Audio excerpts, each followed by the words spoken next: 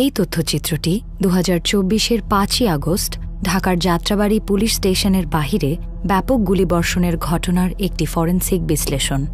Mobile phone এবং সামাজিক মাধ্যম থেকে প্রাপ্ত ফুটেজগুলো সংগ্রহ ও যাচাই করে সেপ্টেম্বর ২০২৪-এ এই তথ্যচিত্র তৈরি করা হয়।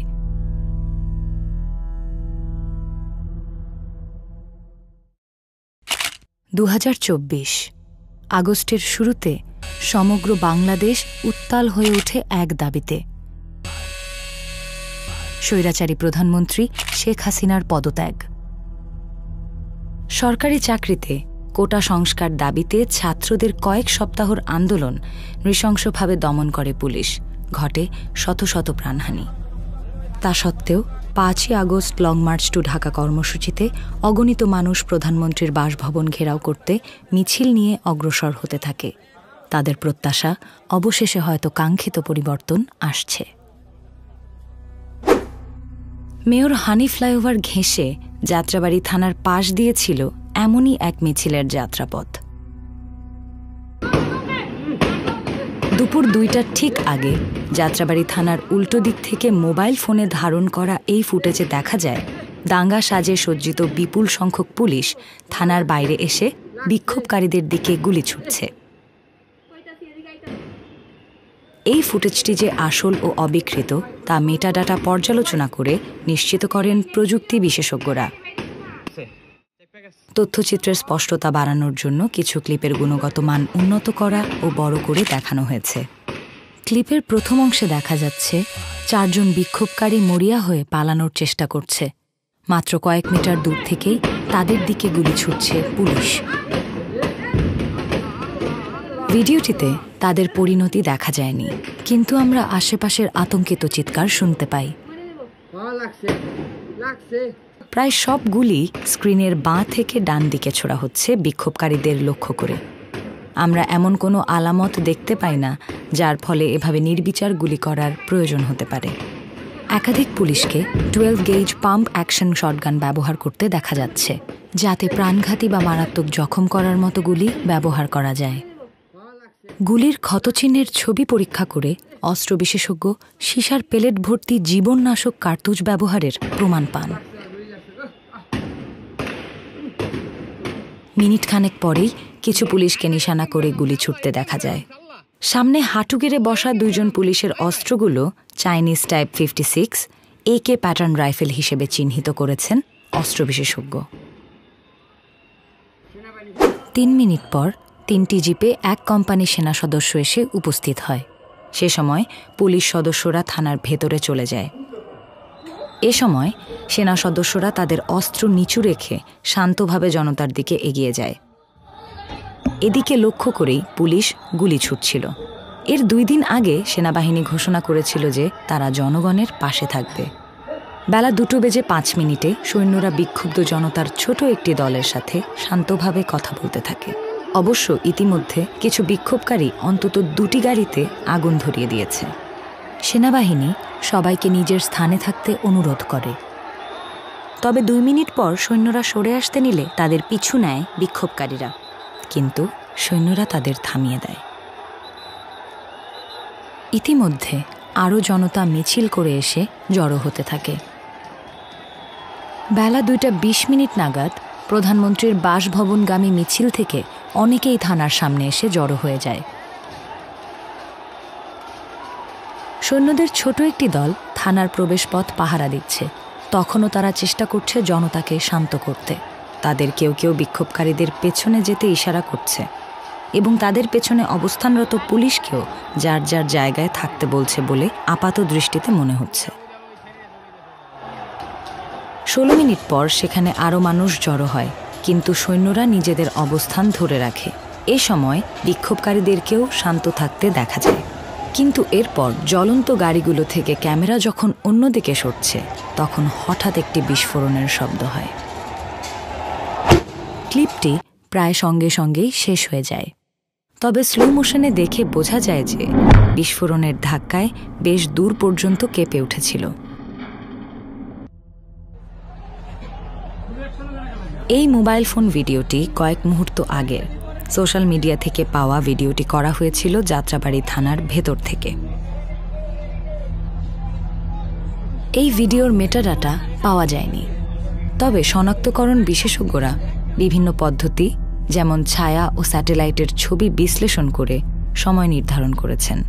বিস্ফোরণ শোনা যাবার সময়ই এই ভিডিওটি ধারণ করা হয়।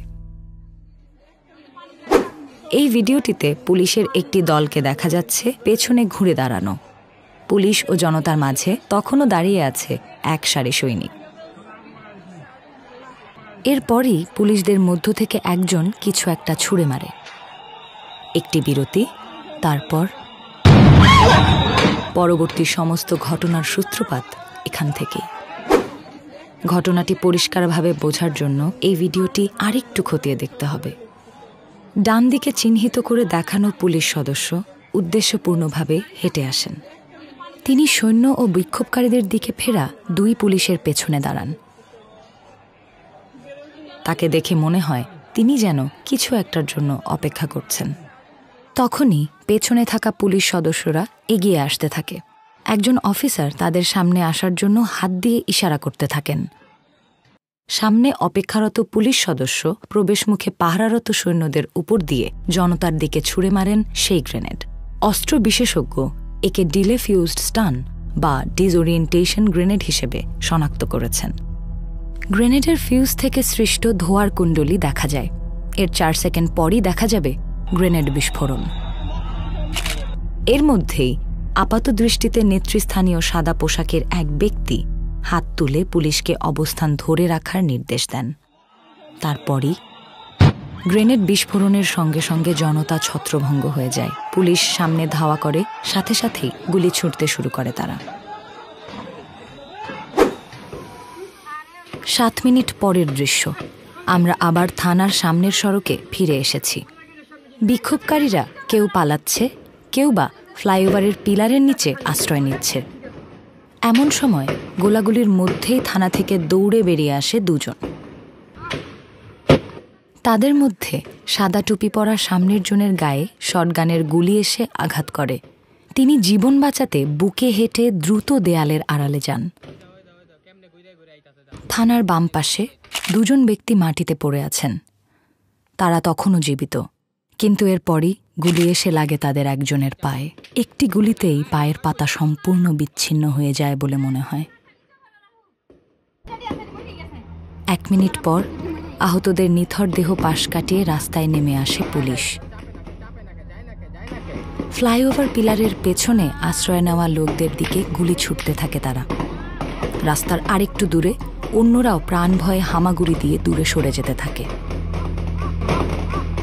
এই দৃশ্যে পুলিশ সদস্য নিরস্ত্র আটকে পড়া মানুষের উপর গুলি চালাচ্ছেন। অস্ত্র বিশেষজ্ঞ তার বন্দুকটিকে চাইনিজ টাইপ 56 রাইফেল হিসেবে শনাক্ত করেছেন। পুলিশদের দাঁড়ানোর ভঙ্গি আর আচরণে স্পষ্ট নিজেদের ওপর আক্রমণের কোনো আশঙ্কাই তাদের নেই। অবিরাম গুলিবর্ষণ প্রহার চলতে থাকে বেশ কয়েক মিনিট ধরে। এই আহত ব্যক্তিকে টানা লাঠি দিয়ে মারা হয়, তারপর মাথায় লাথি। তারই ডান দিকে পড়ে আছে মৃত আর আহত ব্যক্তিরা। 3টা বাজতে 12 মিনিট বাকি। একদল পুলিশ ফ্লাইওভারের নিচে আশ্রয় নেওয়া 2 তরুণকে একের পর এক গুলি করতে থাকে একদম কাছ থেকে। লাল শার্ট পরিহিত ব্যক্তি একাধিক গুলিবিদ্ধ হয়ে পিলারের মেঝেতে পড়ে যন্ত্রণায় কাতরাতে থাকেন। দ্বিতীয় ব্যক্তিও আহত হয়েছেন, কিন্তু একজন পুলিশ অফিসার তাকে বেরিয়ে আসতে ইশারা করেন। তখন অন্য একজন পুলিশ তাকে বন্দুক দিয়ে আঘাত করলেও প্রথম অফিসার হাতের ইশারায় তাকে পালিয়ে যেতে বলেন এবং সহকর্মীদের গুলি না করার ইশারা করেন। এদিকে আরেকজন তরুণ একই সময় গলির উদ্দেশ্যে দৌড় দিলে অন্য পুলিশরা তাদের ধাওয়া করে আর ক্রমাগত তাদের দিকে গুলি ছুঁড়তে থাকে। পরবর্তীতে পলায়নরত বিক্ষোভকারীদের লাশ সেই গলিতেই পাওয়া যায়। 3টা বাজতে 9 মিনিট বাকি। এমন সময় সাদা আলখাল্লা পরিহিত এক ব্যক্তিকে মারতে শুরু করে পুলিশ। রাইফেলের বাট ও লাঠি দিয়ে তাকে পেটাতে দেখা যায়। তিনি ছুটে দৌড় দিলে কয়েকজন পুলিশ তার পিছু নেয় আর শটগান দিয়ে গুলি ছুটতে থাকে। এ সময় পিলারের দূরবর্তী পাশে পৌঁছালে অন্য পুলিশরা আরও সূক্ষ্ম নিশানার রাইফেল দিয়ে তার দিকে গুলি করা শুরু করে। কয়েক সেকেন্ড পরেই সাদা আলখাল্লা পরা ব্যক্তির নিথর দেহ রাস্তায় পড়ে থাকতে দেখা যায়। মৃতদেহের সংখ্যা বাড়তে থাকে। একজন পুলিশ সদস্যকে দেখা যায় থানার সামনে একটি দেহ মাটিতে ছুঁড়ে ফেলতে।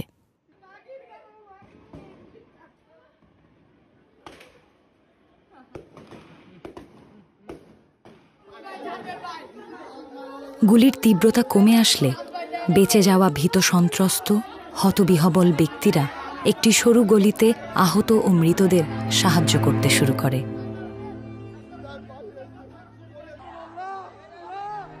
অদূরেই আহত ও মৃতদের উদ্ধারের কাজ শুরু করে অন্যান্য মানুষজন। নিহতদের একজনের নাম ইয়াসির সরকার। স্কুল ছাত্র ইয়াসিরের বয়স ছিল মাত্র 18। সাদা আলখাল্লা পরা ব্যক্তি যাকে পেটানোর পর গুলি করা হয় তার নাম খুবাইব আহমেদ। পরিবারের তথ্য মতে তার বয়স 24। তিনি মাদ্রাসার ছাত্র, সাথে শিক্ষকতাও করতেন। ক্যামেরা বাম দিকে ঘুরলে আমরা দেখতে পাই আরও লাশ পিলারের পাশে পড়ে থাকতে দেখা যায় আরও একটি স্থবির দেহ। এটি সেই তরুণের লাশ যাকে হত্যা করা হয়েছিল খুব কাছ থেকে, পাশবিকভাবে বৃষ্টির মতো গুলি করে।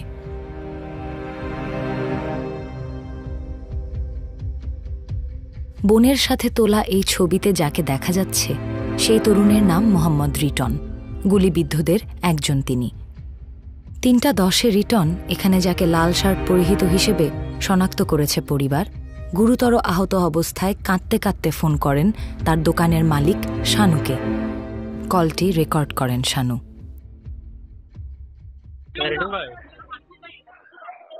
হ্যালো হ্যালো, আমরা কই? রিটন ঠিক কোথায় আছে তা বোঝার জন্য বারবার চেষ্টা করেন শানু। আশেপাশের কাউকে তার কাছে পাঠাতে চান, কিন্তু কণ্ঠ শুনে মনে হচ্ছে ধীরে ধীরে জ্ঞান হারিয়ে ফেলছেন রিটন।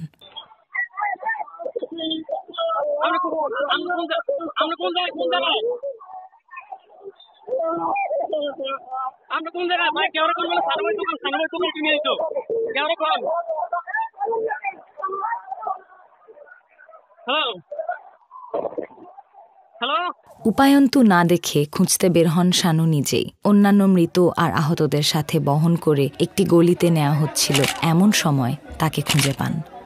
রিটনের ভাই বোন ও শানু ঢাকা মেডিকেল কলেজ হাসপাতালে নিয়ে আসে তাকে। হাসপাতালে 2 ঘন্টা পর মারা যান রিটন।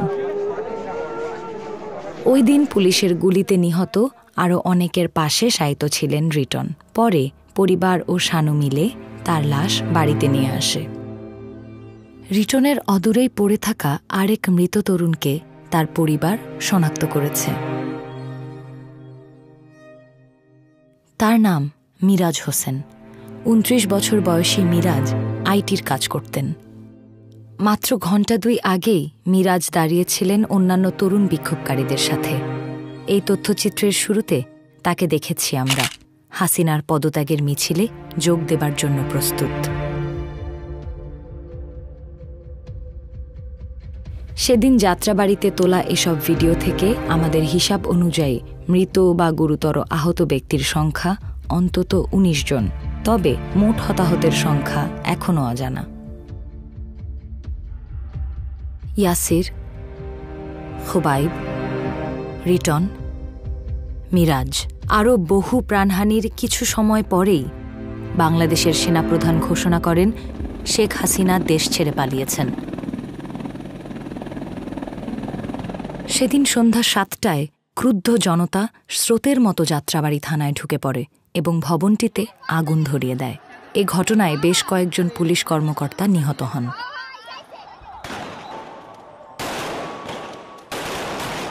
যাত্রাবাড়ির এই ঘটনা বিক্ষোভকালীন সময়ে শত শত ঘটনার একটি মাত্র। এখন প্রয়োজন এই সকল ঘটনার সুষ্ঠু ও গ্রহণযোগ্য তদন্ত। সঠিক তদন্ত হবে কিনা সেটাই এখন ভুক্তভোগী, তাদের পরিবার আর বাংলাদেশের সব মানুষের প্রশ্ন।